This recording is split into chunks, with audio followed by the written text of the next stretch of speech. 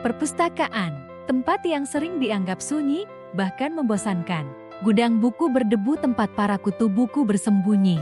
Tapi bagiku, perpustakaan adalah alam semesta yang berbeda.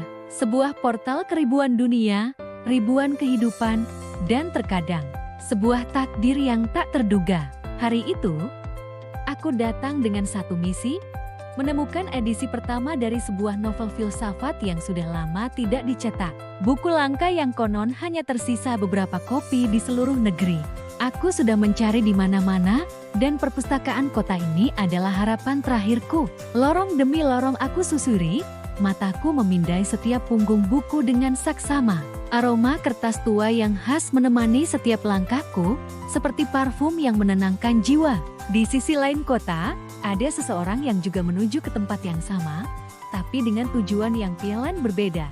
Dia bukan mencari buku langka, dia mencari sesuatu yang jauh lebih sulit ditemukan di dunia modern.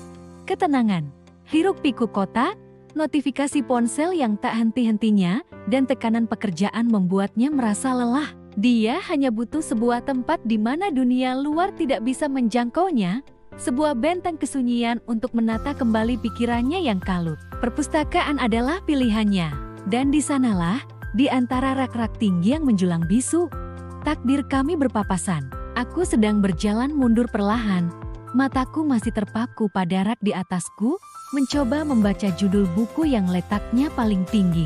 Sementara itu, dia sedang berjalan menyusuri lorong yang sama. Kepalanya sedikit menunduk, menikmati keheningan yang menyelimutinya. Lalu, bruk, tabrakan itu tak terhindarkan.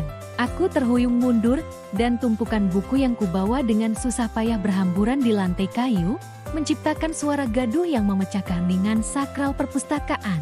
Beberapa pasang mata menoleh ke arah kami dengan tatapan terganggu, sebelum kembali tenggelam dalam bacaan mereka. Aduh, maafkan aku, kataku panik, sambil buru-buru berjongkok untuk memunguti buku-buku yang berserakan. Tidak, ini salahku. Aku yang tidak lihat jalan, jawab sebuah suara yang tenang dan dalam. Aku mendongak dan melihat sepasang mata yang teduh menatapku. Dia ikut berjongkok, tangannya dengan sigap membantu mengumpulkan buku-buku itu.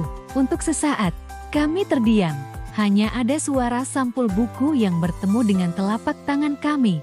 Saat tangannya tanpa sengaja menyentuh tanganku ketika kami sama-sama meraih buku yang sama. Ada getaran aneh yang menjalar, bukan getaran romantis pisisan seperti di film-film, tapi lebih seperti getaran pengenalan.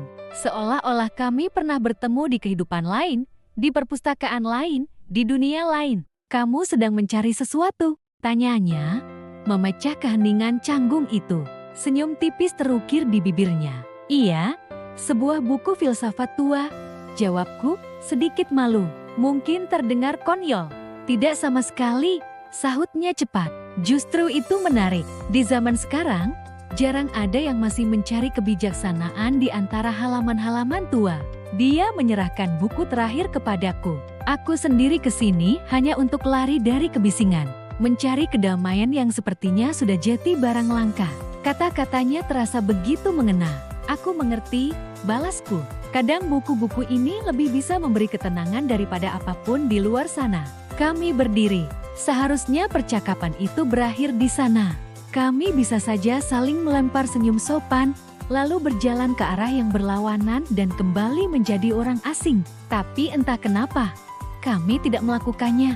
Ada sesuatu yang menahan kami di lorong sempit itu. Siapa penulis favoritmu? Tanyanya tiba-tiba, seolah tak ingin momen ini berakhir. Pertanyaan itu membuka gerbang pembicaraan yang mengalir deras. Kami mulai berbicara tentang buku, tentang penulis, tentang ide-ide gila dan pemikiran-pemikiran mendalam yang kami temukan di dalamnya. Dari filsafat stoikisme hingga keindahan puisi surrealis, dari kritik sosial dalam novel distopia hingga petualangan apik di dunia fantasi. Kami lupa waktu, kami lupa tujuan awal kami datang ke perpustakaan. Aku lupa tentang buku langka yang kucari. Dia lupa tentang kebisingan dunia yang ingin dihindarinya. Kami hanya tenggelam dalam percakapan. Rasanya seperti menemukan seseorang yang berbicara dengan bahasa yang sama, bahasa jiwa yang jarang kupakai dengan orang lain.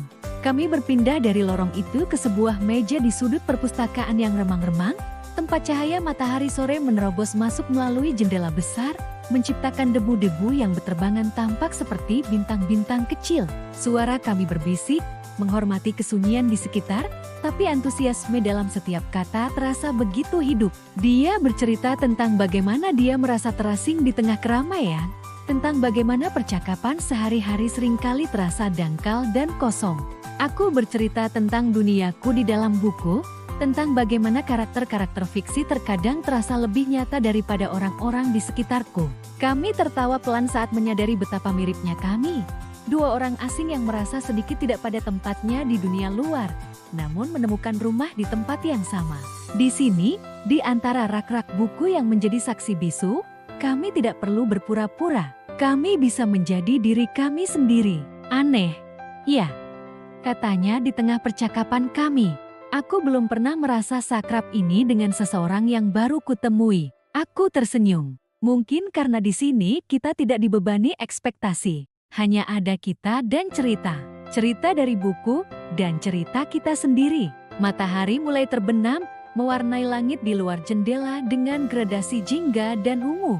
Pengumuman dari pengeras suara memberitahu bahwa perpustakaan akan segera tutup. Rasanya seperti baru beberapa menit kami berbicara, padahal berjam-jam telah berlalu. Kami berjalan bersama menuju pintu keluar, masih bertukar pikiran tentang buku terakhir yang kami diskusikan. Ada sedikit rasa enggan untuk berpisah, untuk kembali ke dunia nyata yang bising dan penuh tuntutan. Di depan pintu, kami berhenti. Aku bahkan belum tahu namamu, kataku sambil tertawa kecil. Dia tersenyum, senyuman yang sama tenangnya seperti saat pertama kali aku melihatnya. Dan aku juga belum tahu namamu. Mungkin itu yang membuatnya istimewa. Dia tidak meminta nomorku, dan aku pun tidak. Seolah kami berdua sepakat untuk menjaga pertemuan ini tetap murni. Sebuah episode ajaib yang terjadi di dalam semesta perpustakaan.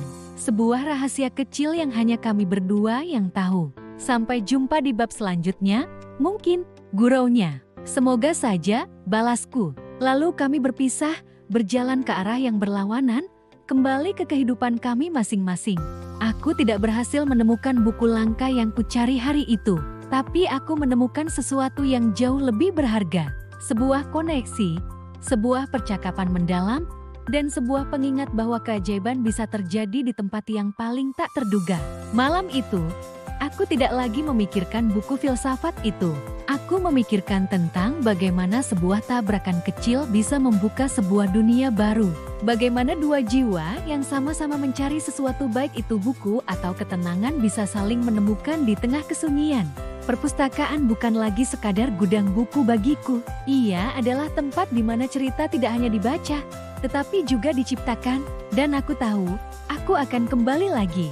Bukan hanya untuk mencari buku, tapi juga dengan harapan samar untuk mungkin tersandung lagi. Terima kasih sudah menonton cerita kali ini.